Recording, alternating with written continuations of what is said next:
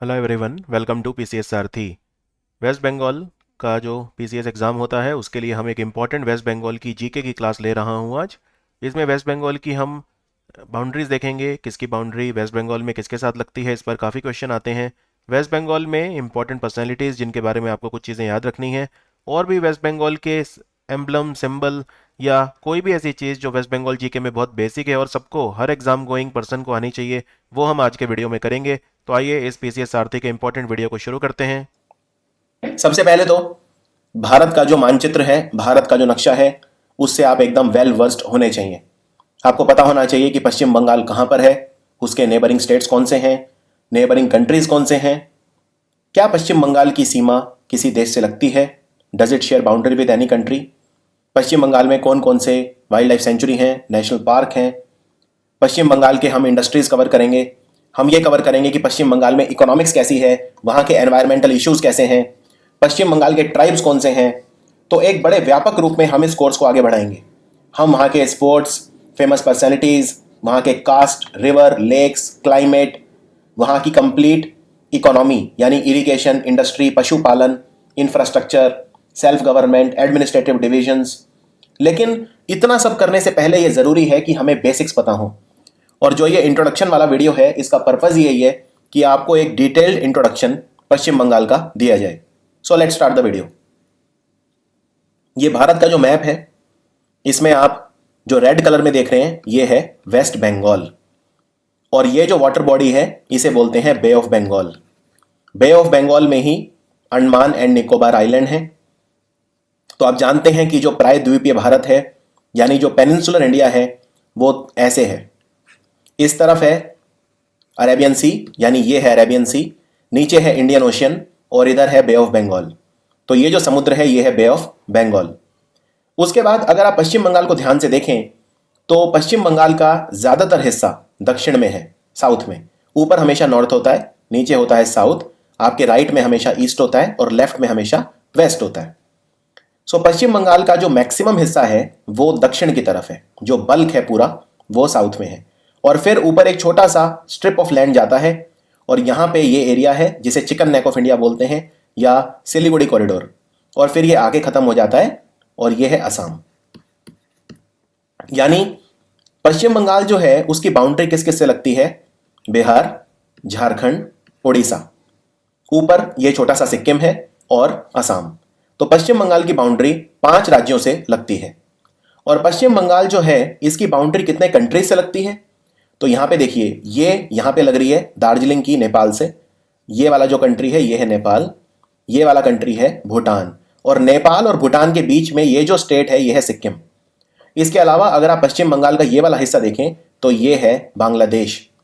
तो ये बांग्लादेश है, और ये आप इसे ईस्ट बंगाल भी बोल सकते हो। तो ये बांग्लादेश और ये वेस्ट बंगाल। तो वेस्ट बंगाल जो है ये 3 कंट्री से लगता है, नेपाल, भूटान और बांग्लादेश, और 5 स्टेट से लगता है। तो ये एक बेसिक चीज है इसके बारे में। वेस्ट बंगाल जो है उसके जितने भी डिस्ट्रिक्ट हैं, आज की तारीख में 23 डिस्ट्रिक्ट हैं। कई बार एक एग्जाम में क्वेश्चन आता है कि जब वेस्ट बंगाल बना था तब कितने डिस्ट्रिक्ट थे? तब थे 14, और जब बना था तब से लेके आज तक 23 डिस्ट्रिक्ट हो चुके हैं। इन 23 डिस्ट्रिक्ट्स को हमने 5 डिविजन्स में बांटा है। ये 5 डिवीजन कौन कौन से हैं? सबसे जो उत्तर वाला है ये है जलपाईगुड़ी डिवीजन, उसके दक्षिण में है मालदा डिवीजन, उसके अगर आप नीचे आएंगे तो 3 है। सबसे जो पश्चिम वाला है इसको बोलते हैं मदीनापुर डिवीजन, बीच में है बर्दवान डिवीजन, और ये वाला है प्रेसिडेंसी डिवीजन। तो ये 5 डिवीजन है वेस्ट बंगाल के। एक बार ध्यान से देख लेते हैं। अगर क्वेश्चन आए कि पश्चिम बंगाल का सबसे नॉर्दर्न डिवीजन कौन सा है, तो आंसर है जलपाईगुड़ी डिवीजन। ये जो है इसे बोलते हैं जलपाईगुड़ी, और जलपाईगुड़ी के यहां पे ये भूटान स्टार्ट हो जाता है, तो इसीलिए इसको डोरवे टू भूटान भी कहा जाता है। यानी कि भूटान तक जाने का जो डोर है, हमारा जो रास्ता है वो कौन सा है? जलपाईगुड़ी। जलपाईगुड़ी जिले को, जलपाईगुड़ी डिस्ट्रिक्ट को doorway, DOORWAY, doorway to Bhutan भी कहा जाता है। क्या आप ये एमसीक्यू अटेम्प्ट कर सकते हैं? ये एक बार एग्जाम में आया था कि इनमें से कौन सा वेस्ट बंगाल का एक डिवीजन नहीं है। ठीक है, सबसे पहला प्रेसिडेंसी डिवीजन, बर्धमान, मालदाह और जलपाईगुड़ी। सो आंसर हो गया मालदाह। मालदा डिवीजन है, मालदाह नहीं है। मालदा एक डिस्ट्रिक्ट है और मालदाह एक विधानसभा क्षेत्र है, यानी लेजिस्लेटिव असेंबली कॉन्स्टिट्यूएंसी है। तो आंसर हो गया सी। यहां पे आप देख सकते हो 5 नाम, जलपाईगुड़ी, बर्धमान, प्रेसिडेंसी, मालदा और मदीनापुर। तो इस तरह से एमसीक्यू पूछा जा सकता है। आपको 5 डिवीजन पता होने चाहिए वेस्ट बंगाल के कौन से हैं। तो काफी इंटरेस्टिंग है ये वेस्ट बंगाल। और वेस्ट बंगाल में जब भी कोई डिस्ट्रिक्ट होता है, जब भी कोई जिला होता है, तो कहीं ना कहीं उसका मुख्यालय, कहीं ना कहीं उसका हेडक्वार्टर जरूर होता है। तो यहां पे आप ये टेबल्स देखिए, इनमें लेफ्ट साइड में मैंने लिखा है जिले का नाम और राइट साइड में मैंने लिखा है मुख्यालय यानी कि हेडक्वार्टर। अब कई डिस्ट्रिक्ट ऐसे हैं जिनका जो हेडक्वार्टर है वो उसी डिस्ट्रिक्ट के नाम से है। सो फॉर एग्जाम्पल आप यहां पे देखिए, बंकुरा जो डिस्ट्रिक्ट है उसका हेडक्वार्टर भी बंकुरा है, लेकिन पश्चिम बर्धमान का हेडक्वार्टर आसानसोल है। यानी कि कई बार डिस्ट्रिक्ट और हेडक्वार्टर का नाम सेम होगा और कई बार डिस्ट्रिक्ट का हेडक्वार्टर अलग होगा। तो इस पे भी क्वेश्चन आता है कि पश्चिम बंगाल में कौन सा ऐसा, इन 4 में से आपको एग्जाम में 4 ऑप्शन दे देते हैं और पूछते हैं कौन सा ऐसा डिस्ट्रिक्ट है जिसका हेडक्वार्टर सेम है या जिसका हेडक्वार्टर अलग है। मैं आपको एक क्वेश्चन दिखाता हूं, ये देखिए, in which of the following the headquarter is same as the district name. ये 4 नाम आपको दिए हैं, 4 डिस्ट्रिक्ट हैं ये वेस्ट बंगाल के। इनमें से आपसे पूछा है कि कौन सा ऐसा डिस्ट्रिक्ट है जिसका हेडक्वार्टर और डिस्ट्रिक्ट का नाम दोनों का सेम है। तो इसका आंसर क्या होगा? यहां पे आप देखिए 4 दिए हैं, मालदा, नादिया, झारग्राम और मुर्शिदाबाद। तो मालदा का अलग है, मालदा का हेडक्वार्टर है इंग्लिश बाजार, नादिया का है कृष्णा नगर, मुर्शिदाबाद का है बहरामपुर, झारग्राम का झारग्राम ही है। तो इसका आंसर क्या हो गया? इसका आंसर हो गया झारग्राम। क्लियर है? तो इसलिए आपको जितने भी डिस्ट्रिक्ट हैं, ज्यादा नहीं है, सिर्फ 23 हैं। अगर सोच लीजिए आपको उत्तर प्रदेश के पढ़ने पड़ते जहां पर 75 डिस्ट्रिक्ट हैं तो काम कितना कठिन होता। इसीलिए जो यूपी पीसीएस के स्टूडेंट्स हैं उनके लिए ये बहुत टफ होता है, लेकिन आपके क्योंकि डिस्ट्रिक्ट सिर्फ 23 हैं तो इतना मुश्किल नहीं होगा। सो एक बार फटाफट देखते हैं हम डिस्ट्रिक्ट और उनके हेडक्वार्टर। शुरू करते हैं नॉर्थ 24 परगना से। नॉर्थ 24 परगना का हेडक्वार्टर है बरसात। साउथ 24 परगना का है अलीपुर। ये अलीपुर वही है जहां पे जू है बहुत फेमस, जो पश्चिम बंगाल का सबसे पुराना जू है, ओल्डेस्ट जू, वो अलीपुर में है। पुरुलिया, पुरुलिया का जो हेडक्वार्टर है वो पुरुलिया ही है। अलीपुरद्वार, अलीपुरद्वार का है अलीपुरद्वार में ही। बंकुरा का बंकुरा में ही। तो ये वाले सेम है, पुरुलिया भी सेम है। पश्चिम बर्धमान का आसानसोल और पूर्व बर्धमान का बर्धमान। पश्चिम बर्धमान का आसानसोल और पूर्व बर्धमान का बर्धमान। पहले पश्चिम और पूर्व बर्धमान जो है दोनों एक ही डिस्ट्रिक्ट थे कंबाइंड। बीरभूम का है सूरी। कूच बिहार, कूच बिहार का कूच बिहार में ही है। दार्जिलिंग का दार्जिलिंग में ही है। उत्तर दिनाजपुर का रायगंज, दक्षिण दिनाजपुर का बालूरघाट। मैं रिपीट करता हूं, उत्तर दिनाजपुर का रायगंज और दक्षिण दिनाजपुर का बालूरघाट। हुगली डिस्ट्रिक्ट का हेडक्वार्टर है चिंसुर। बचे हुए फटाफट देखते हैं, इनमें काफी सारे सेम हैं। हावड़ा का हावड़ा में ही है। जलपाईगुड़ी तो लेफ्ट में डिस्ट्रिक्ट है, राइट में हेडक्वार्टर है। हावड़ा का हावड़ा में ही है। जलपाईगुड़ी का जलपाईगुड़ी में ही है। झारग्राम का झारग्राम में ही है। कोलकाता का कोलकाता ही है। कलिम्पोंग का कलिम्पोंग ही है। तो ये सारे एकदम सेम है। अगर हम इस तरफ देखें तो 5 अलग है। मालदा, मालदा का है इंग्लिश बाजार, इंग्लिश बाजार। पश्चिम मदीनापुर का है मदीनापुर। पूर्व मदीनापुर का है तमलुक। मुर्शिदाबाद का है बहरामपुर और नादिया का है कृष्ण नगर। ये 5 ही बहुत ज्यादा इंपॉर्टेंट है। जो डिफरेंट होते हैं एग्जाम में जनरली वो पूछे जाते हैं, जो सेम होते हैं वो जनरली नहीं पूछे जाते। तो एक बार रिपीट देख लेते हैं। मालदा का इंग्लिश बाजार, पश्चिम मदीनापुर का मदीनापुर, पूर्व मदीनापुर का तमलुक, मुर्शिदाबाद का बहरामपुर और नादिया डिस्ट्रिक्ट का कृष्णा नगर। पश्चिम बंगाल में जो लोकसभा सीट हैं वो हैं 42। लोकसभा कॉन्स्टिट्यूएंसीज हैं 42। पूरे पश्चिम बंगाल में जब जनरल इलेक्शंस होते हैं, जैसे कि अगले जनरल इलेक्शन 2019 में होंगे, तो 42 लोकसभा एमपी चुने जाएंगे। याद रखिए, इन 42 में से 2 सीट ऐसी हैं जो रिजर्व हैं शेड्यूल्ड ट्राइब के लिए, यानी यहां पे जो एमपी बनेगा, जो सांसद बनेगा लोकसभा का, वो सिर्फ अनुसूचित जनजाति यानी शेड्यूल्ड ट्राइब का बनेगा। ये 2 लोकसभा सीट कौन सी हैं? एक तो है अलीपुरद्वार और दूसरी है झारग्राम। अलीपुरद्वार और झारग्राम ये 2 लोकसभा सीट ऐसी हैं जो शेड्यूल्ड ट्राइब्स कैंडिडेट के लिए हैं। दूसरा, राज्यसभा सीट कितनी है वेस्ट बंगाल में? 16 राज्यसभा सीट है, और विधानसभा यानी लेजिस्लेटिव असेंबली सीट टोटल है 295। इनमें से 294 के लिए इलेक्शंस होते हैं, यानी 294 के लिए चुनाव होते हैं, विधानसभा चुनाव, स्टेट लेजिस्लेटिव असेंबली इलेक्शंस, और एक होती है नॉमिनेटेड, जिसे गवर्नर नॉमिनेट करता है। एक बार फटाफट देख लेते हैं। लोकसभा में है 42, राज्यसभा में है 16 और विधानसभा में है 295। लोकसभा को बोलते हैं लोअर हाउस और राज्यसभा को बोलते हैं अपर हाउस, यानी कि लोकसभा जो है वो निचला सदन है। और इसमें कभी कंफ्यूजन हो तो ऐसे याद रख लीजिए, एल से लोकसभा, एल से लोअर हाउस। इसमें फिर आपको लोकसभा और राज्यसभा में कंफ्यूजन जो है वो बिल्कुल भी नहीं होगी। अब बात करते हैं स्टेट एम्बलम की। स्टेट एम्बलम ये है, एम्बलम यानी कि जो राजकीय चिन्ह है, राजकीय चिन्ह वो है, इसको बोलते हैं बिस्व बांग्ला। बिस्व बांग्ला, यहां पे लिखा है गवर्नमेंट ऑफ वेस्ट बंगाल, यहां पे एक ये लोगो है अंदर, और ऊपर अशोक चक्र है, सत्यमेव जयते लिखा है।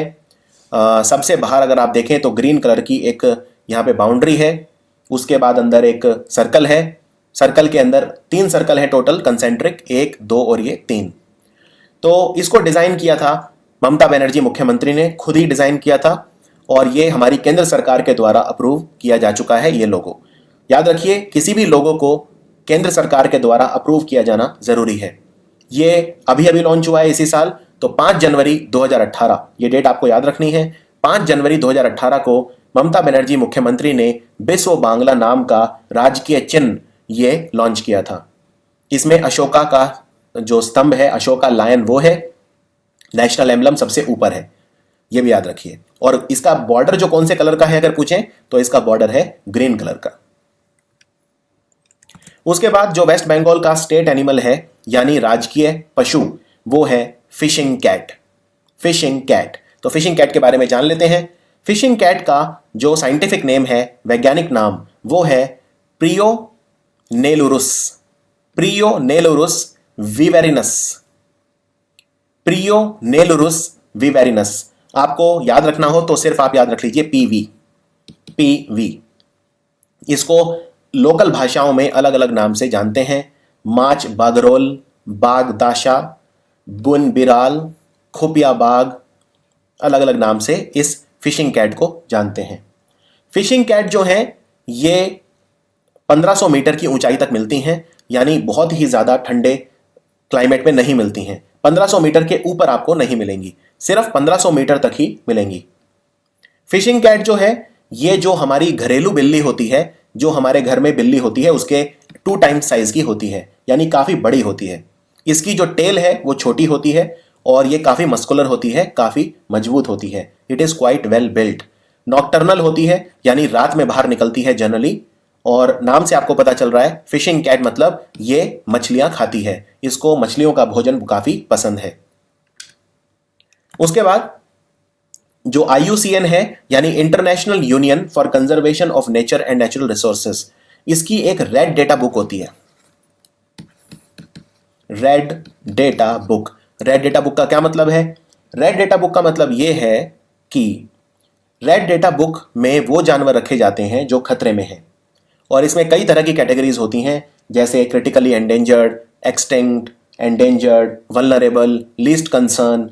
जो जानवर जितना खतरे में होगा वो उतना एक्सटिंक्शन की तरफ जाएगा, यानी वो उतना जल्दी ही लुप्त होगा। तो अगर एक्सटिंक्ट है, उसके बाद होता है extinct in the wild. Extinct मतलब बिल्कुल ही खत्म हो चुका है।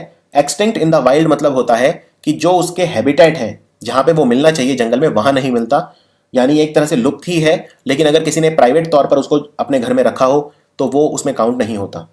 उसके बाद तीसरे नंबर पे होता है क्रिटिकली एंडेंजर्ड, यानी एक बहुत ही भयंकर रूप से जो विलुप्त प्राय होता है, अति विलुप्त प्राय, क्रिटिकली एंडेंजर्ड, जिस पे अगर हम केयर नहीं करेंगे तो वो खत्म हो जाएगा, पूरी तरह से दुनिया से खत्म हो जाएगा, वो होता है क्रिटिकली एंडेंजर्ड। फिर होता है एंडेंजर्ड, उसके बाद वल्नरेबल। तो इस तरह से पूरी ये एक वो चलती है सीरीज। तो IUCN जानवरों को रैंक करता है उनके कितने खतरे में हैं।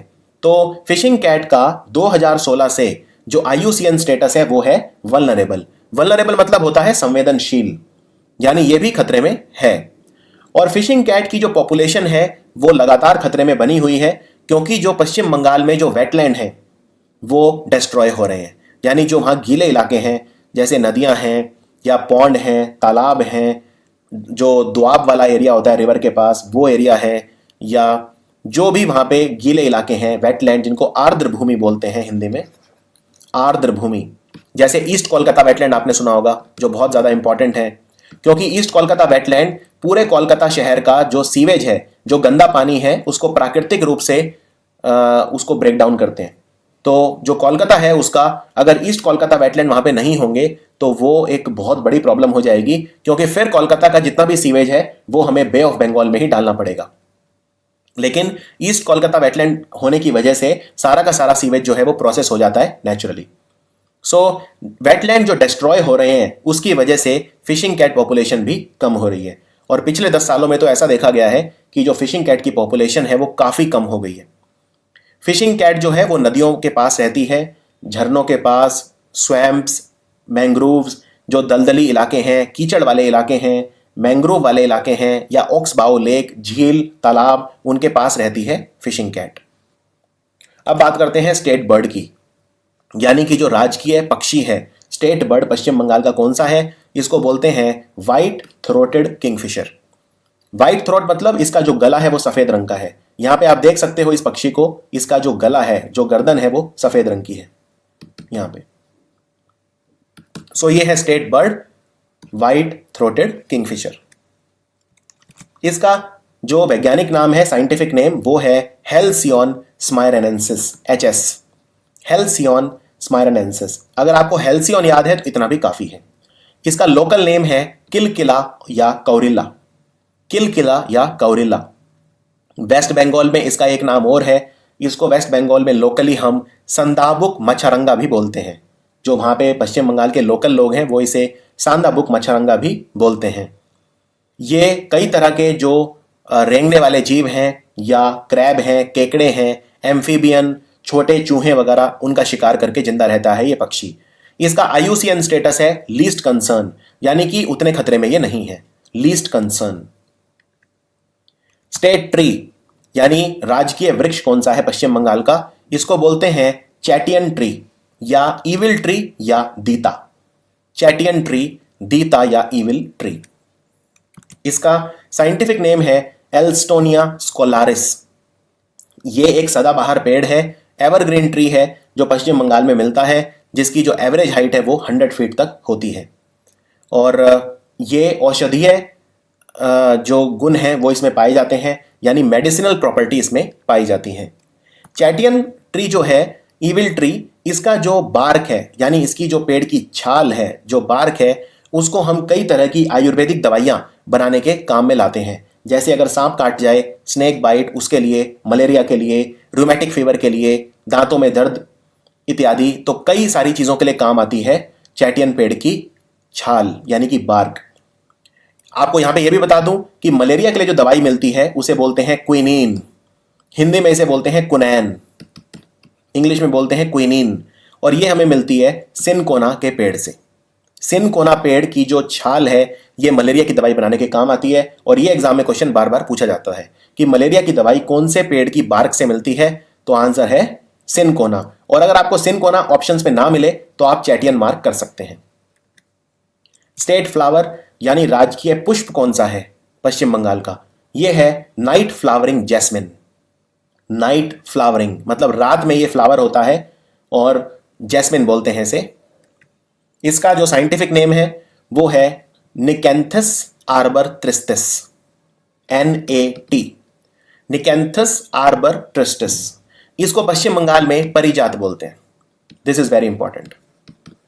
परिजात का फूल, परिजात का फूल जो है इसमें वाइट कलर का कोरोला होता है। यहाँ पे आप देखिए वाइट कलर का कोरोला है, बीच में ऑरेंज कलर का सेंटर है। यहाँ पे ये वाइट कलर की पत्तियां हैं, बीच में ऑरेंज कलर का इसका सेंटर है, और इसमें कई तरह के फ्लावर होते हैं।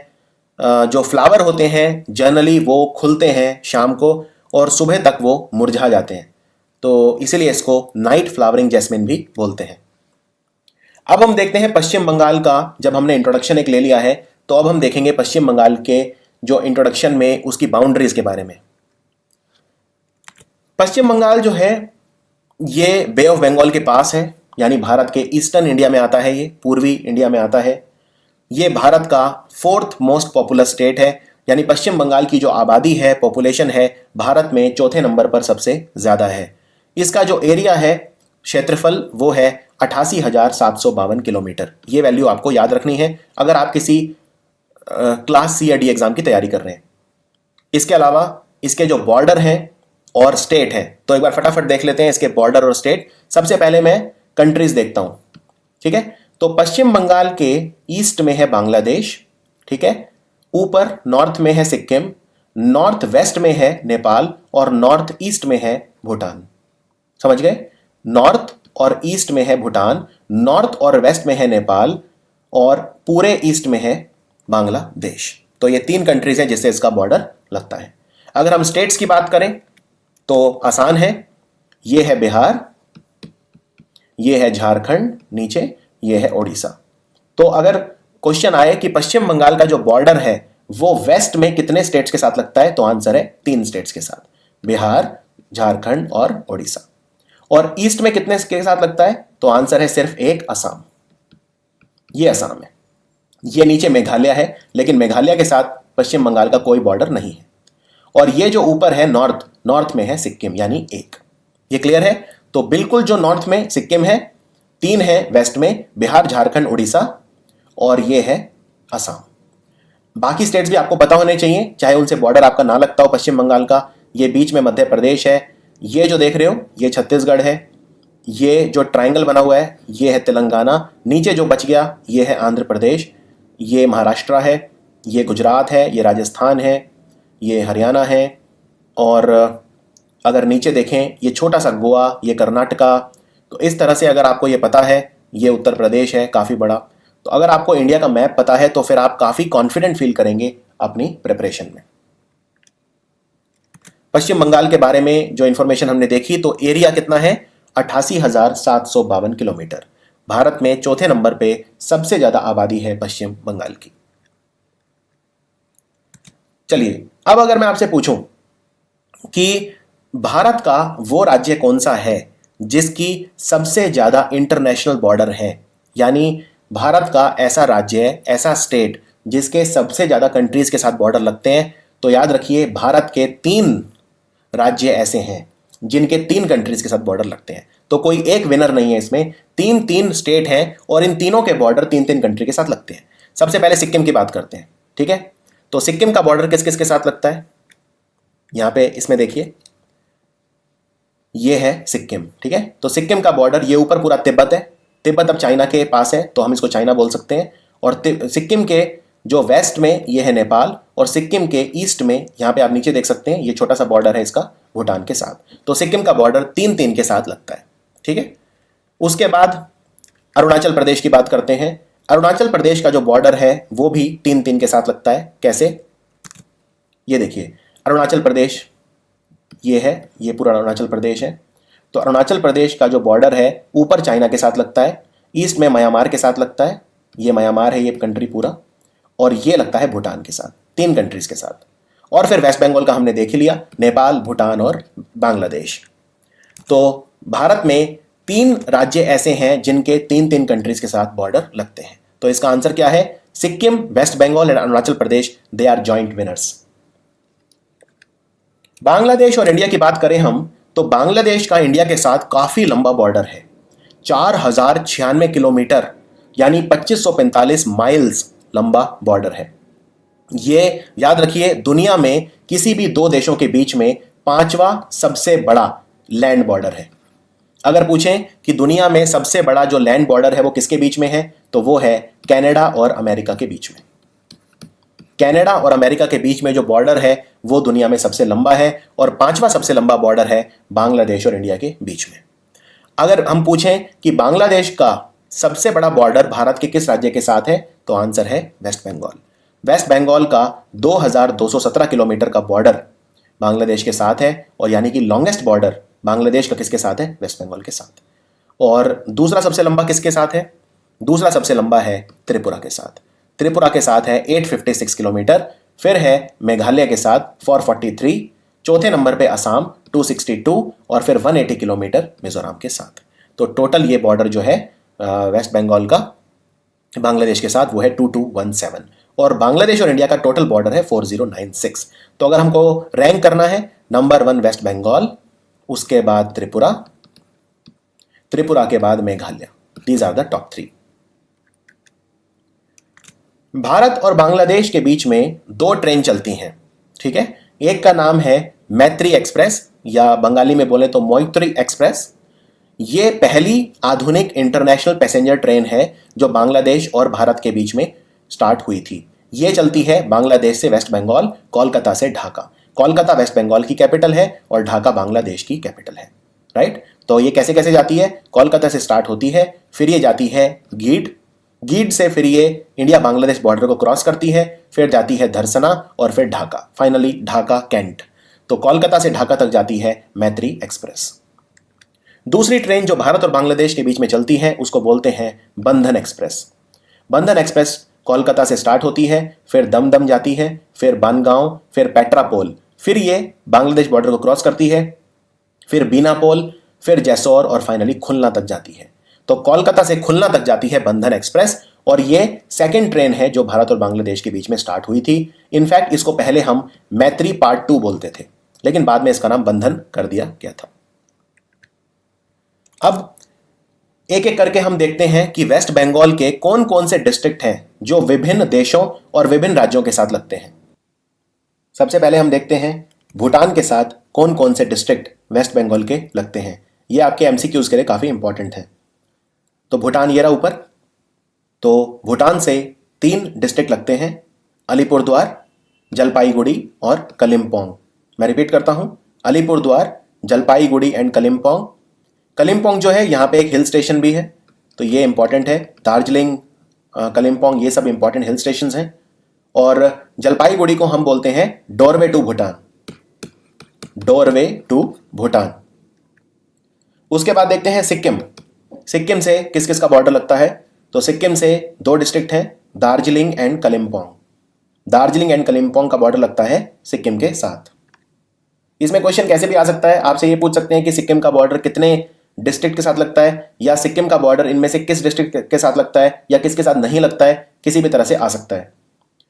नेपाल के साथ सिर्फ वेस्ट बंगाल का एक डिस्ट्रिक्ट लगता है, और वो है दार्जिलिंग। दैट्स इट, सिर्फ और सिर्फ दार्जिलिंग नेपाल के साथ लगता है, इसीलिए दार्जिलिंग में नेपाली भी बोली जाती है। झारखंड के साथ कौन सा बॉर्डर लगता है, तो ये है झारखंड। अगर हम नॉर्थ से साउथ की तरफ जाएं तो सबसे पहले मालदा का बॉर्डर झारखंड के साथ है। उसके बाद मुर्शिदाबाद, यहाँ पे आप देख सकते हैं मुर्शिदाबाद का छोटा सा बॉर्डर है।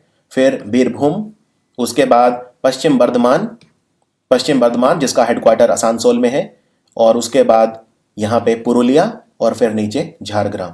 यानी 6 डिस्ट्रिक्ट हैं वेस्ट बंगाल के जिनका बॉर्डर झारखंड के साथ लगता है। मालदा, मुर्शिदाबाद, बीरभूम, पश्चिम बर्धमान, पुरुलिया और झारग्राम।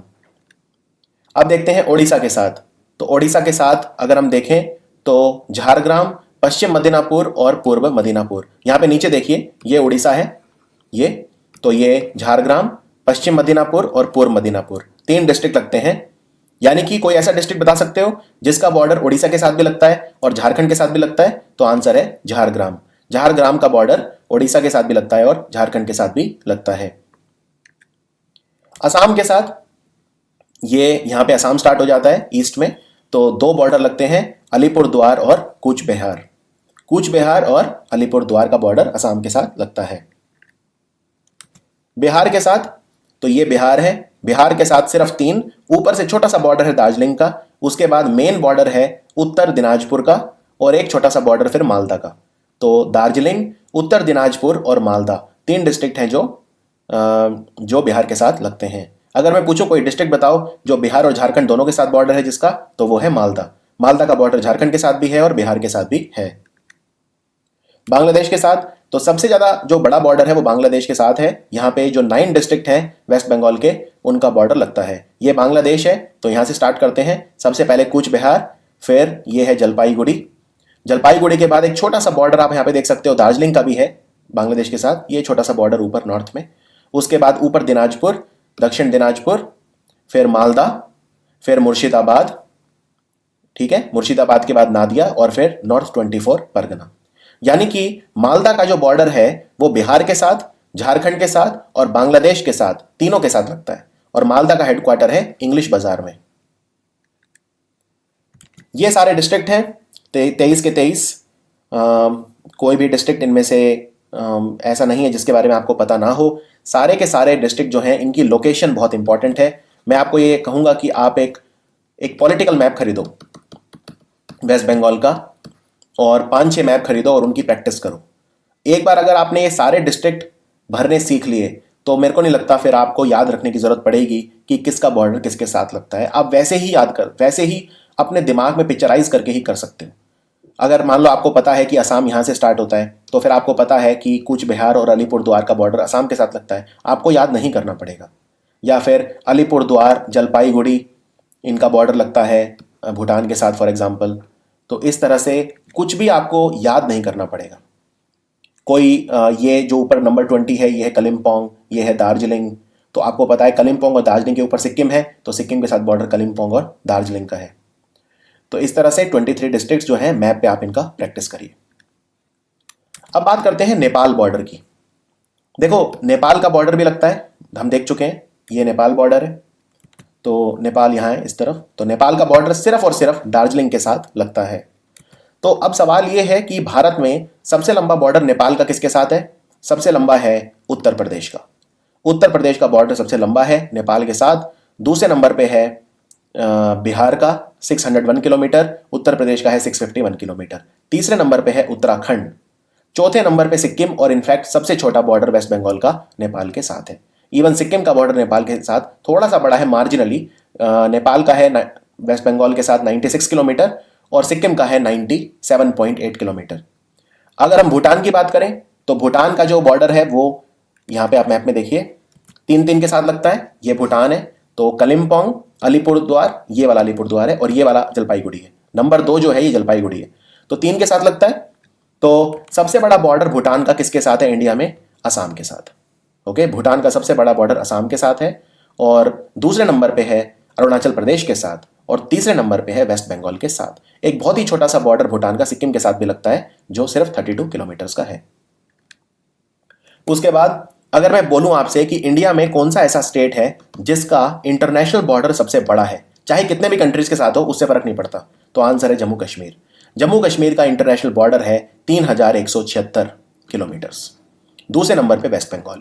यानी out of all the states in India, Bharat में जो भी हमारे ऐसे स्टेट्स हैं जिनका बॉर्डर किसी इंटरनेशनल कंट्री के साथ लगता है, और ऐसे 17 स्टेट्स हैं, याद रखिए, जिनको बोलते हैं बॉर्डर स्टेट्स। बॉर्डर स्टेट्स का मतलब वो स्टेट जिनका बॉर्डर कम से कम एक कंट्रीज के साथ लगता है, उसको बोलते हैं बॉर्डर स्टेट। और इंडिया में 17 बॉर्डर स्टेट हैं। इनमें सबसे बड़ा जो बॉर्डर है इंडिया का वो है जम्मू कश्मीर। जम्मू कश्मीर का जो बॉर्डर है वो आप जानते हैं पाकिस्तान के साथ लगता है।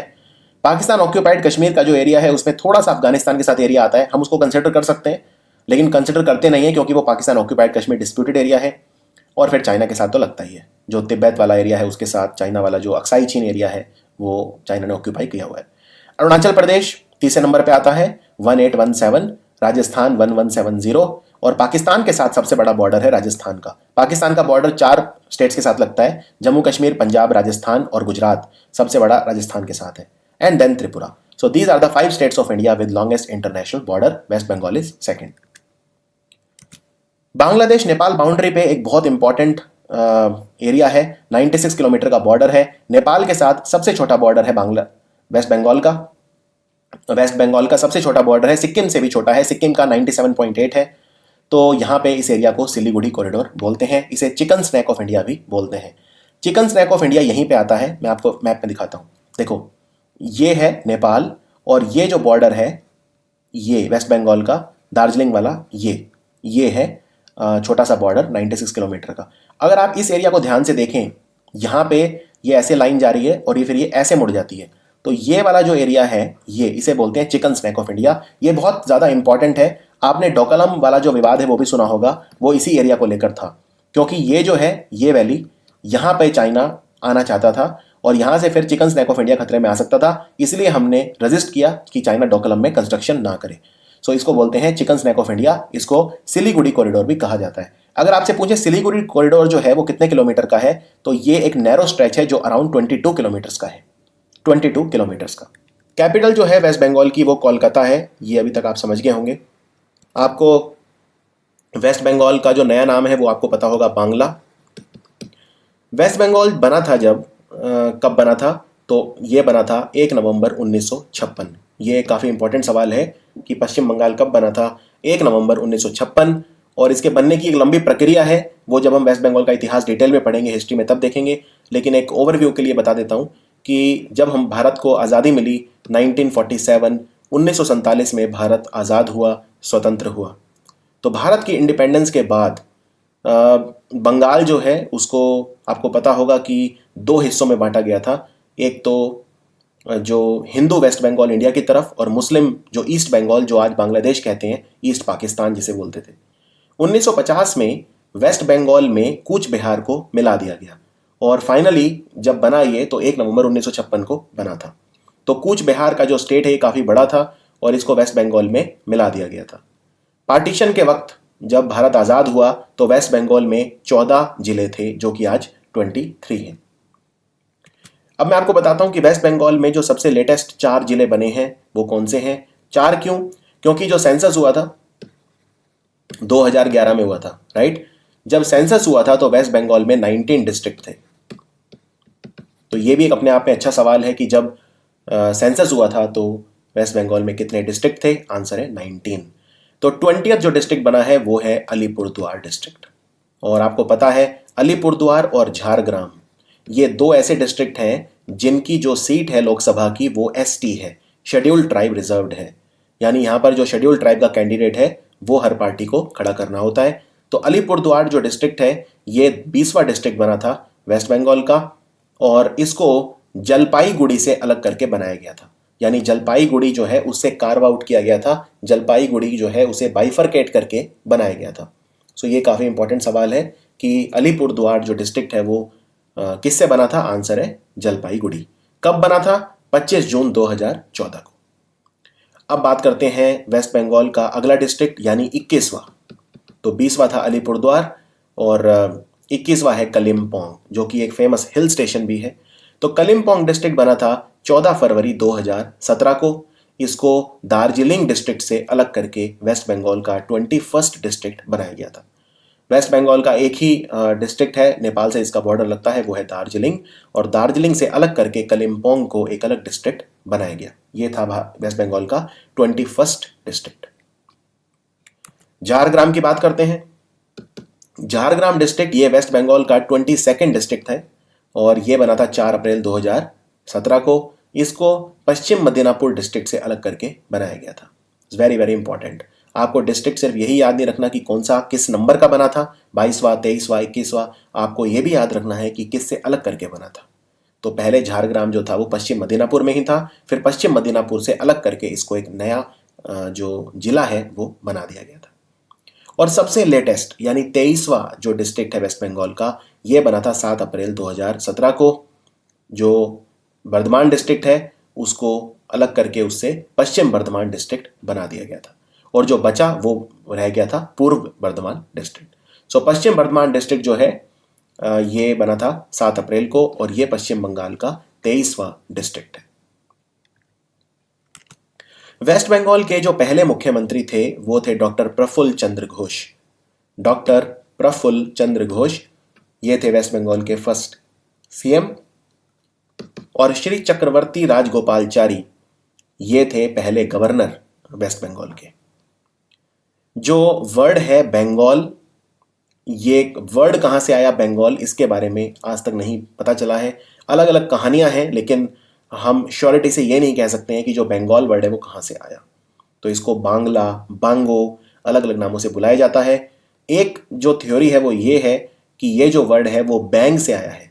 बैंग एक द्राविडियन जनजाति थी, ट्राइब थी, जो इस एरिया में, जिसे आज हम वेस्ट बंगाल कहते हैं, वहां पे रही 1000 ईसा पूर्व, यानी बिफोर क्राइस्ट, बीसी। ये वर्ड कुछ लोग ऐसा मानते हैं कि हमारे जो पुराने हमारे जो ग्रंथ हैं, हमारा जो एंशियंट किंगडम ऑफ वांगा या बांगा जिसे बोलते थे, वहां से ये शब्द आया है। और कुछ लोग कहते हैं कि संस्कृत का जो साहित्य है उससे भी ये शब्द हो सकता है कि आया हो, लेकिन कोई विशेष तौर पर औपचारिक कोई सरकार की तरफ से कोई वो नहीं है कि ये जो शब्द है बांग्ला या बंगाल ये कहाँ से आया। पश्चिम बंगाल की जो असेंबली है, उन्होंने रेजोल्यूशन पास करा है अभी अभी। पश्चिम बंगाल का जो नाम है अब से बांग्ला हो गया है। बांग्ला पहले जो है ये प्रोपोजल टर्न डाउन कर दिया गया था। सबसे पहली बार 2016 में ये प्रोपोजल लाया गया था, लेकिन फिर इस पे ना हो गई थी, क्योंकि 3 नाम सजेस्ट किए गए थे कि इंग्लिश में बोला जाएगा बंगाल, बंगाली में बोला जाएगा बांग्ला, और बंगाल बोला जाएगा हिंदी में। बंगाल, बंगाल और बांग्ला। लेकिन फिर 3 नाम नहीं हो सकते किसी राज्य के, तो इसे केंद्र सरकार ने मना कर दिया था। आपको बता देता हूं कि जो शिक्षा मंत्री हैं पश्चिम बंगाल के, पार्थ चैटर्जी, उन्होंने पहली बार ये रेजोल्यूशन लेके आए थे कि जो नाम है वो चेंज होना चाहिए। तो 3 नाम नहीं हो सकते, इस बार पे केंद्र सरकार ने ये ठुकरा दिया था। और आपको ये भी बता दूं कि 2016 से पहले भी ऐसा हो चुका है। एक बार 1999 में हुआ था, 1999 में जब वामपंथियों की सरकार थी, लेफ्ट की सरकार थी, तब भी ये प्रपोजल जो है ये 2 बार लाया गया था वहां की विधानसभा में। और फिर 2011 में दोबारा लाया गया था जब ममता बनर्जी जो है वो मुख्यमंत्री बनी थी। तो एक राज्य का नाम हम तभी पलट सकते हैं जब केंद्र सरकार भी अपनी स्वीकृति दे। वेस्ट बंगाल जो है, यहाँ पे अलग अलग तरह की वो हैं ज्योग्राफी, यहाँ के अलग अलग तरह के भौगोलिक जो फीचर हैं वो हैं, जैसे हिमालयाज, दुआर फॉरेस्ट, बीच है बहुत सारी जो बंगाल की खाड़ी के पास लगती हैं, बहुत सारी नदियां हैं। तो इसीलिए ज्योग्राफी बहुत वास्ट है वेस्ट बंगाल की। अगर आप वेस्ट बंगाल की ज्योग्राफी पढ़ने बैठेंगे तो आप देखेंगे कि इतने सारे नेशनल पार्क हैं, इतने सारे माउंटेन हैं, ऊपर की तरफ नॉर्थ की तरफ माउंटेन है जो दार्जिलिंग वाला इलाका है, या जो कलिम्पोंग वाला एरिया है, और इतने सारे नेशनल पार्क्स हैं, वाइल्ड लाइफ सेंचुरी, इतनी सारी नदियाँ, जंगल, जंगल भी इतने तरह के हैं। कोई शुष्क जंगल हैं, कोई आर्द्र जंगल हैं, यानी कि कोई मॉइस्ट हैं, कोई ड्राई हैं, और उनके बारे में पढ़ना ज़रूरी है। जो नेशनल सॉन्ग है इंडिया का, वंदे मातरम, ये लिखा था बंकिम चंद्र चट्टोपाध्याय जी ने, और बंगाली भाषा में लिखा था ये 1870s में। और बाद में ये इन्होंने जो वंदे मातरम है, भारत का जो राष्ट्रगीत बोलते हैं जिसे, अपनी ग्रंथ, अपनी नॉवल आनंद मठ में शुमार कर लिया था 1881 में। तो आनंद मठ में बाद में लाया गया था, लिखा पहले था।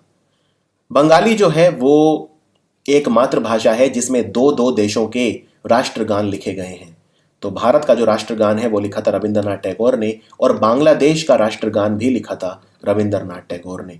तो भारत और बांग्लादेश दोनों का जो नेशनल एंथम है, जो राष्ट्रगान है, वो बंगाली में लिखा हुआ है। ये याद रखिए, सबसे पहली बार बंगाली में लिखा गया था राष्ट्रगान। बंगाली जो है वो ऑफिशियल लैंग्वेज है बंगाल की, लेकिन कुछ और भाषाएं भी बोली जाती हैं। इंग्लिश भी काफ़ी बोली जाती है, हिंदी भी काफ़ी बोली जाती है, और नेपाली जो है मेनली दार्जिलिंग में बोली जाती है। कुछ इंपॉर्टेंट शहर की अगर बात करें तो कोलकाता तो पता ही है सबको, उसके अलावा हल्दिया, आसानसोल, सिलीगुड़ी, खड़गपुर। खड़गपुर में आईआईटी है जो बहुत फेमस है, ये भारत का पहला आईआईटी था, रिसर्च वगैरह के लिए बहुत फेमस है आईआईटी। रानीगंज, दार्जिलिंग, मिदनापुर, मालदा, हावड़ा, ये सब कुछ इंपॉर्टेंट शहर हैं पश्चिम बंगाल में। मुख्य नदी तो गंगा है, और ये पश्चिम बंगाल को डिवाइड करती है। और आप जानते हैं कि गंगा नदी जब बांग्लादेश जाती है पश्चिम बंगाल को क्रॉस करने के बाद, तब उसे पद्मा बोला जाता है।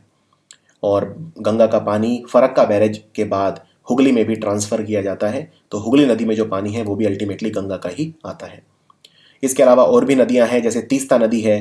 तीस्ता नदी जो है ये सिक्किम से निकलती है और फिर बंगाल आती है। और महानंदा नदी है, जल ढाका नदी है। ये सारी जो उत्तरी हिल्ली एरिया है पश्चिम बंगाल का, वहाँ से निकलती हैं। तीस्ता सिक्किम से निकलती है। कुछ वेस्टर्न प्लेट्यू की नदियां हैं, जैसे दामोदर, कंग, सबाती इत्यादि। गंगा तो है ही फिर, और गंगा फिर बांग्लादेश उसके बाद चली जाती है।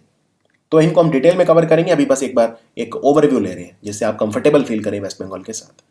ज्योग्राफिकल फैक्ट की बात करें तो ये तो हम देख ही चुके हैं कि 5 राज्यों से सीमा लगती है बंगाल की: सिक्किम, असम, उड़ीसा, बिहार और झारखंड। किन किन डिस्ट्रिक्ट से लगती है वो हम डिस्कस कर चुके हैं वीडियो नंबर 1 में। और 3 देशों से अंतर्राष्ट्रीय जो बाउंड्री है पश्चिम बंगाल की वो लगती है।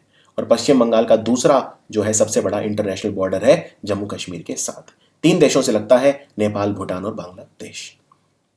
बांग्लादेश के साथ जो बॉर्डर है इसका वो है 2216 किलोमीटर का, भूटान के साथ 197 किलोमीटर और नेपाल के साथ 96 किलोमीटर। तो सबसे छोटा किसी राज्य का अगर बॉर्डर है नेपाल के साथ भारत में तो वो है पश्चिम बंगाल। टोटल इंटरनेशनल बॉर्डर कितना है आप इनको ऐड कर दीजिए तो ये बन जाएगा 2509। यानी 3 देशों का जो बॉर्डर लगता है आप उसको अगर ऐड कर देंगे तो बन गया टोटल बॉर्डर, ये है 2509 किलोमीटर।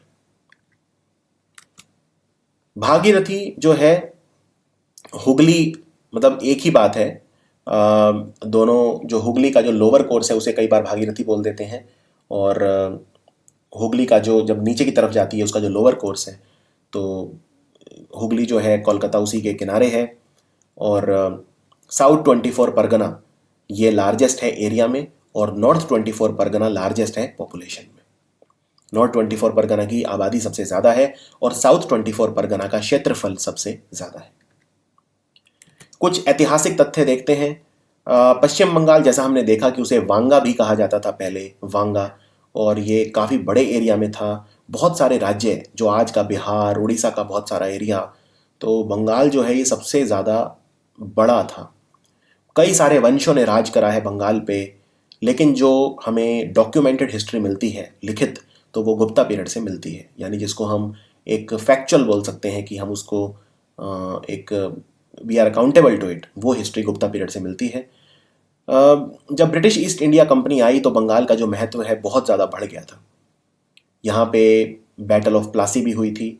जो बंगाल के नवाब थे सिराजुद्दौला, इनको फ्रांस की जो सेना है उन्होंने सपोर्ट किया था और ब्रिटिश के खिलाफ लड़ाई लड़ी थी, ये बैटल ऑफ प्लासी 1757 में।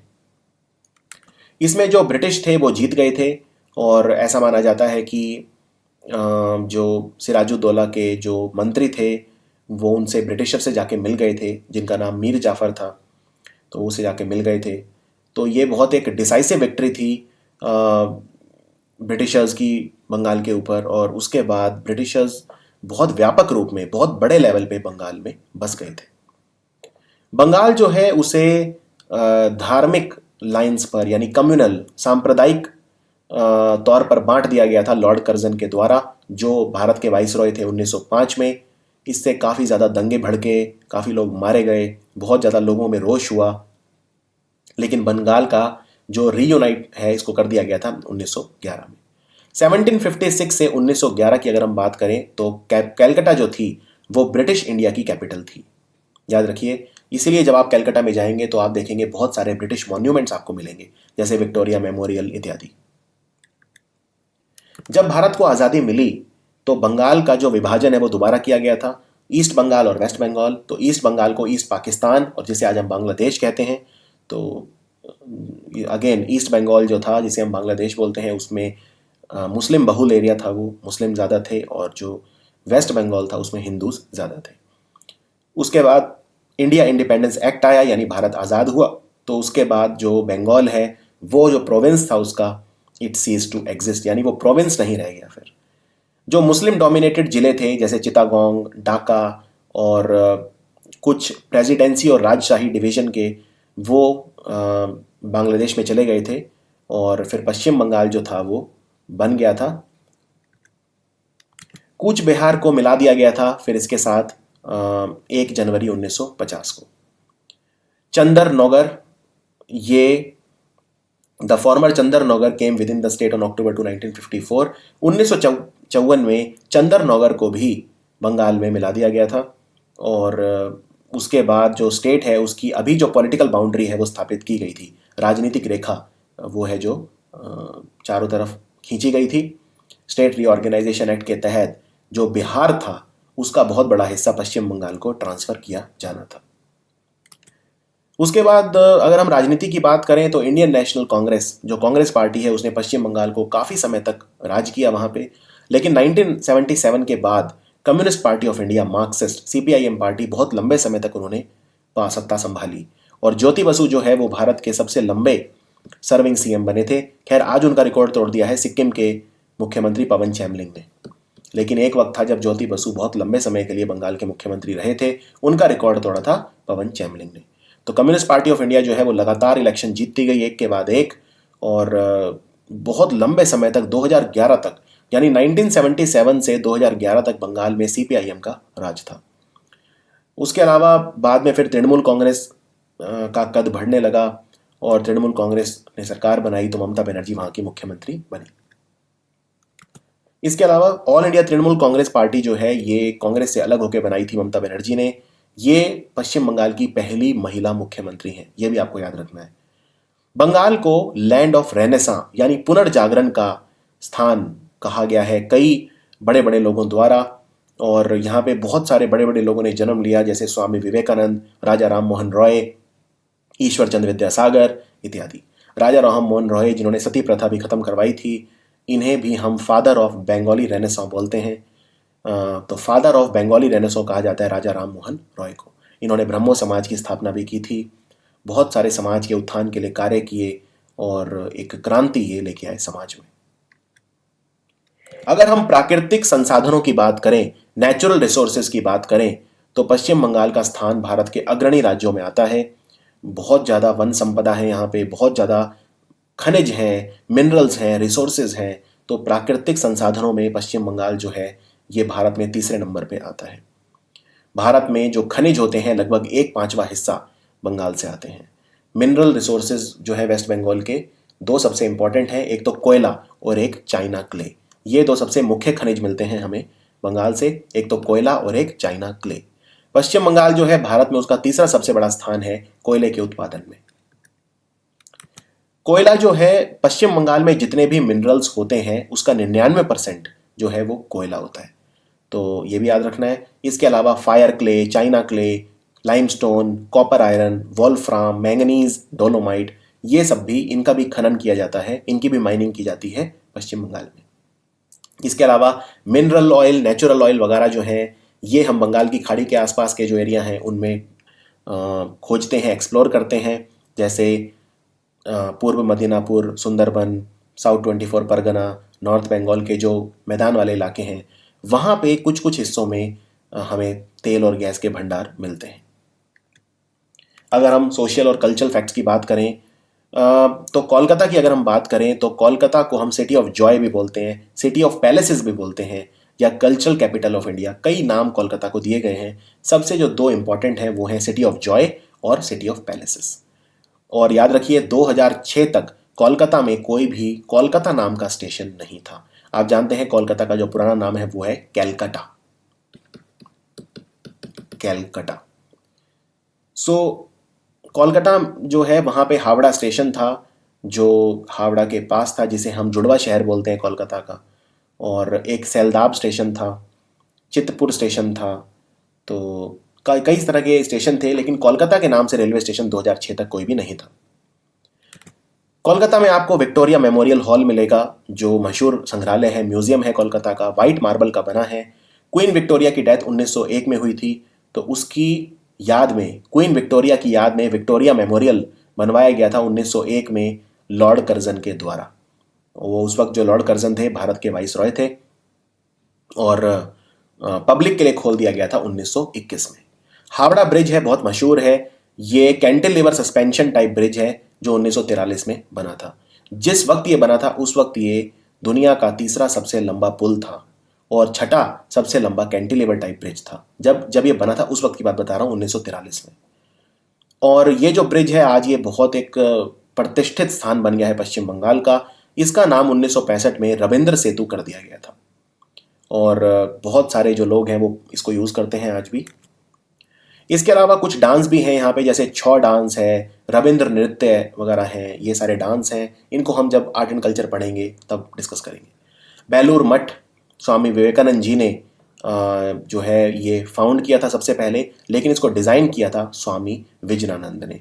तो जो बेलूर मठ से रिलेटेड सवाल आता है वो ये आता है कि बेलूर मठ डिज़ाइन किसने किया था? आंसर है स्वामी विजयानंद। और ये रामकृष्ण परमहंस के एक डिसाइपल थे और एक इंजीनियर भी थे ये। और बेलूर मठ बन के तैयार हुआ था 1938 में। रामकृष्ण मिशन जो है उसका जो हेडक्वार्टर है वो है बेलूर मठ।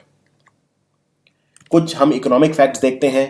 पश्चिम बंगाल भारत में नंबर 1 पे आता है। अगर हम देखें जूट में, जूट प्रोडक्शन या चावल, राइस नंबर 1 है। राइस में नंबर 2 आता है यूपी, और जूट में बाय फार नंबर 1 है। पूरे भारत में जितना भी जूट होता है उसका 66% यानी 2/3 जूट पश्चिम बंगाल से होता है। इसके अलावा मुर्शिदाबाद और बालूचारी सिल्क साड़ी काफ़ी फेमस है। और आप जानते हैं जो रोशोगोला है उसे जोग्राफिकल इंडिकेटर टैग मिला था, जीआई टैग। तो रोशोगोला को लेके उड़ीसा और वेस्ट बंगाल में लड़ाई थी, लेकिन फाइनली फिर जो भौगोलिक संकेतक है जोग्राफिकल इंडिकेटर टैग वो अवार्ड हुआ था फाइनली वेस्ट बंगाल को। और भी बहुत सारे प्रोडक्ट हैं, जैसे चावल हैं कई तरह के, तुलापंजी चावल है, गोविंदो भोग चावल है, अलग अलग तरह के चावल खाए जाते हैं पश्चिम बंगाल में। तो एग्रीकल्चर में अगर देखें तो चावल, जूट या फिर दालें, पोटैटो, वीट, ये सब यहाँ पे उगते हैं। कोलकाता का जो मेट्रो है ये भारत का पहला मेट्रो रेल प्रोजेक्ट था और ये 1984 में पब्लिक के लिए शुरू कर दिया गया था। कोलकाता और हल्दिया ये दो फेमस बंदरगाह हैं वेस्ट बंगाल में, कोलकाता और हल्दिया। और इलाहाबाद से हल्दिया तक जो नेशनल वाटरवे 1 है वो भी चलता है गंगा नदी के ऊपर। इलाहाबाद से हल्दिया तक है राष्ट्रीय जो हमारा जल मार्ग है प्रथम।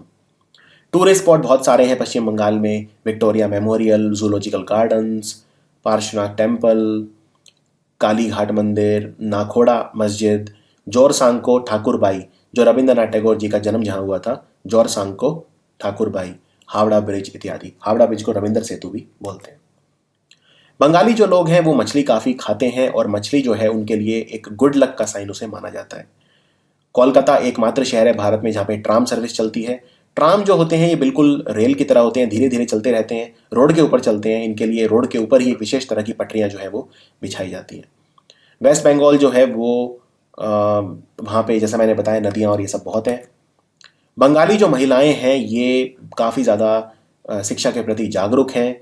और कोलकाता जो है ये कई सारे नोबेल पुरस्कार विजेता भारत को दे चुका है, जैसे Rabindranath Tagore, mother Teresa, CV Raman इत्यादि। और रोनाल्ड रोज भी। रोनाल्ड रोज जो है इन्होंने ये आविष्कार किया था कि जो मलेरिया है उसका जो पैरासाइट है जिसको बोलते हैं प्लाज्मोडियम, यानी जो प्लाज्मोडियम है वो मलेरिया फैलाता है और मॉस्किटो से फैलाता है, मच्छर से फैलाता है। मच्छर को बोलते हैं फीमेल एनोफ्लिस। तो मच्छर के काटने से मलेरिया होता है, ये आविष्कार किया था सर रोनाल्ड रॉस ने। अमर्त्य सेन ये जो हैं ये भी वेस्ट बंगाल के हैं, इन्हें भी नोबेल प्राइज़ मिल चुका है इकोनॉमिक्स के लिए। जो कोलकाता है, कोलकाता में यूरोपियन एजुकेशन काफ़ी हाई है, काफ़ी अच्छी है। यहाँ पे कई तरह के सोसाइटी बनाए गए जिससे हम ओरिएंटल स्टडीज़ वगैरह को प्रमोट कर सकें। कोलकाता पोलो क्लब जो है ये दुनिया का पहला पोलो क्लब था। और रॉयल कोलकाता गोल्फ क्लब ये पहला गोल्फ क्लब था जो यूके के बाहर खुला था पूरी दुनिया में। ईडन गार्डन्स बहुत बड़ा स्टेडियम है, 1 लाख की कैपेसिटी है। सॉल्ट लेक स्टेडियम भी बहुत बड़ा है कोलकाता में। अगर हम सिटिंग कैपेसिटी की बात करें तो दुनिया के सबसे बड़े स्टेडियम्स में से एक है। और बिरला प्लानिटेरियम की अगर हम बात करें जो कोलकाता में है, ये सबसे बड़ा प्लानिटेरियम है एशिया का और दूसरा सबसे बड़ा है दुनिया का बिरला प्लानिटेरियम। इसके अलावा कई तरह के साहित्यिक त्योहार यहाँ पे लगते हैं, जैसे कोलकाता बुक फेयर जो बहुत बड़ा है। आईआईटी खड़गपुर ये भारत का पहला आईआईटी था। जो कोलकाता यूनिवर्सिटी है जिसको बोलते हैं यूनिवर्सिटी ऑफ कोलकाता, ये सबसे पुरानी पब्लिक यूनिवर्सिटी है इंडिया की। और Indian institute of engineering science and technology जिसे बोलते हैं IIEST, शिवपुर में है ये भारत का पहला IIEST है। भारत का जो पहला अखबार था वो कोलकाता में ही शुरू हुआ था। ये भारत का पहला अखबार है, इसको बोलते थे हिक्कीज बंगाल गैजेट। ये इंग्लिश में छपा था, याद रखिए ये इंग्लिश में छपा था कोलकाता से। और ये कब छपा था? ये बहुत फेवरेट क्वेश्चन एग्जामिनर का 1780 में। तो ये जो व्यक्ति थे इनका नाम था जेम्स ऑगस्टस हिक्की और न्यूज़पेपर का नाम था हिक्कीज बंगाल गैजेट। और ये कहाँ के थे? ये थे आयरलैंड के। सबसे पुराना न्यूज़पेपर पूरे एशिया में जो अभी भी प्रिंट में है, याद रखिए, वो है बॉम्बे समाचार। बॉम्बे समाचार गुजराती का एक अखबार है, 1822 में शुरू हुआ था और आज भी 2018 में जब मैं वीडियो बना रहा हूँ आज भी अखबार छपता है। और जो हिक्कीज गैजेट और ये सब थे ये तो सिर्फ एक एक दो दो महीने के लिए बस चले थे। सबसे पहला हिंदी भाषा का अखबार जो भारत में छपा था वो था उदंत मारकंड। उदंत मारकंड, इसे हम बोलते हैं द राइजिंग सन। ये 30 मई 1826 को छपा था। ये भी कोलकाता से छपा था और ये हर मंगलवार को छपता था जुगल किशोर शुक्ला के द्वारा। इसके अलावा कुछ इंपॉर्टेंट चीजें हैं, जैसे फॉर एग्जांपल किडरपोर डॉक है, स्विंग ब्रिज है, ये बीच में से खुल जाता है स्विंग ब्रिज जब जहाज आते हैं तो। इसी तरह से किडरपोर डॉक जो है ये भी बीच में से खुल जाता है। अलीपुर का जो चिड़ियाघर है वो भारत का सबसे पुराना चिड़ियाघर है, 1875 में इसकी स्थापना। सो ये था हमारा वेस्ट बंगाल पीसीएस का एक और इम्पॉर्टेंट वीडियो। ये वीडियो अच्छा लगे तो अपने दोस्तों को भी ज़रूर बताइए। हमारे चैनल पीसीएस सारथी को अगर आपने अब तक सब्सक्राइब नहीं किया है तो तुरंत सब्सक्राइब कर लीजिए। यहाँ पर डिफरेंट पीसीएस जो होते हैं उनका बहुत ही high quality content designed and maintained only for PCS select किया जाता है, अपलोड किया जाता है। So do tell about PCS Sarathi. कम से कम अपने उन दोस्तों को तो ज़रूर बताइए जो पीसीएस की तैयारी कर रहे हैं। आपसे मिलते हैं फिर वेस्ट बंगाल के बाकी वीडियोज़ में। अगर वेस्ट बंगाल का आप कोई स्पेशल वीडियो चाहते हैं तो नीचे कमेंट में लिख के आप मुझे बता सकते हैं कि वेस्ट बंगाल का कौन सा वीडियो आप देखना चाहते हैं। उस पर मैं वीडियो लाने की पूरी कोशिश करूंगा। Thank you for watching PCS Sarathi.